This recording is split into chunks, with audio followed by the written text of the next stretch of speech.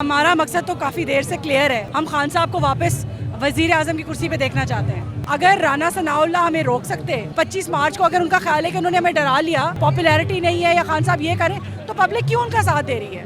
Public उल्टा उनके लिए नारे लगा रही है। ये सोच के रोंगटे खड़े हो जाते हैं। रोज़ हमारे घर हांडी नहीं पक रही क्योंकि हम अफोर्ड ही नहीं कर सकते। ये एक दो दिन की भूख नहीं है।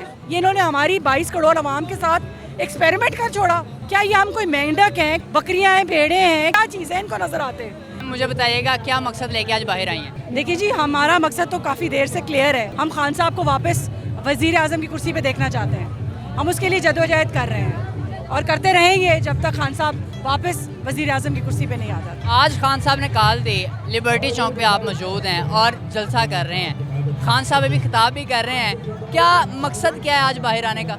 देखिए, खान साहब ने कहा है ये फाइनल कॉल है और उन्होंने कहा है कि अब हम हकीकी आज़ादी का मार्च, लॉन्ग मार्च अनाउंस करने वाले हैं। तो हम उसकी तैयारी करना चाह रहे हैं। हम इधर आके उनको बताना चाह रहे हैं कि हम सारे यकजा होकर उनके साथ खड़े हैं। तो आज यही मकसद है हमारा। राना सनाउल्लाह साहब तो कहते हैं कि हम इस्लामाबाद आने नहीं देंगे इन्हें। अगर राना सनाउल्लाह हमें रोक सकते तो आज यहाँ इतना आवाम नहीं होती।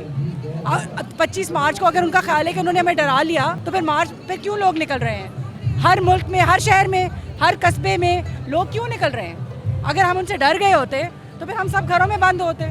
हम बाहर क्यों हैं? हम उनसे डरते नहीं हैं। अवाम की तरफ से तनकीद का निशाना भी बनाया जा रहा है कि खान साहब जलसे कर रहे हैं और पाकिस्तान में सैलाब आया हुआ है। क्या समझती हैं आप? मुझे आप ये बताएं कि लोग निकल क्यों रहे हैं? इससे ज़्यादा बड़ी खान साहब की कोई डिफेंस नहीं हो सकती है। आप कहते, वो लोग कह रहे हैं जी खान साहब की पॉपुलैरिटी नहीं है या खान साहब ये करें, तो पब्लिक क्यों उनका साथ दे रही है? अगर उन्होंने कोई काम नहीं किया था तो पब्लिक को तो उनको पत्थर मारने चाहिए थे।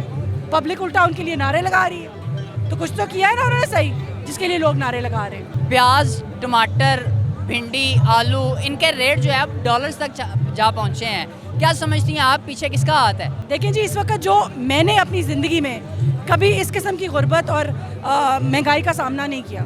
हम लोग अच्छे खाते पीते घरों से ताल्लुक़ रखती हूँ मैं, तो उसके बावजूद हमें मुश्किल हो रही है।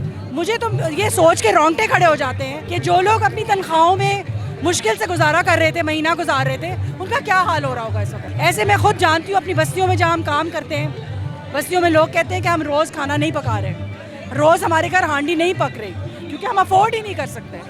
तो ये अब लोग उनके मुंह से जो रोटी, बची कुची रोटी रह गई है, वो भी छीनना चाह रहे हैं। कल भी ये बात की है मैंने। इसके बहुत लॉन्ग टर्म असरात होंगे। ये एक दो दिन की भूख नहीं है। इससे लोगों की नौकरियां जाएंगी, लोगों के रोजगार के अलावा उनके बच्चे स्कूलों से उठा लिए जाएंगे, उनके लोगों की जो बीमार होंगे उनकी दवाइयों के पैसे नहीं होंगे। ये बहुत सारे मूजी अपने साथ असरात लेके आती है महंगाई। ये छोटी सी चीज़ नहीं है। ये इन्होंने हमारी 22 करोड़ अवाम के साथ एक्सपेरिमेंट कर छोड़ा। क्या ये हम कोई मेंढक हैं, बकरियां हैं, भेड़े हैं? क्या है? चूजे हैं? क्या चीज़ है इनको नजर आते हैं? ये जब चाहे अब ऊपर हमारे पाँव रख दें या हमारे ऊपर महंगाई का तूफान खड़ा कर दें, केक का हिसाब खान साहब लेंगे। मुझे यकीन है इस चीज़ का।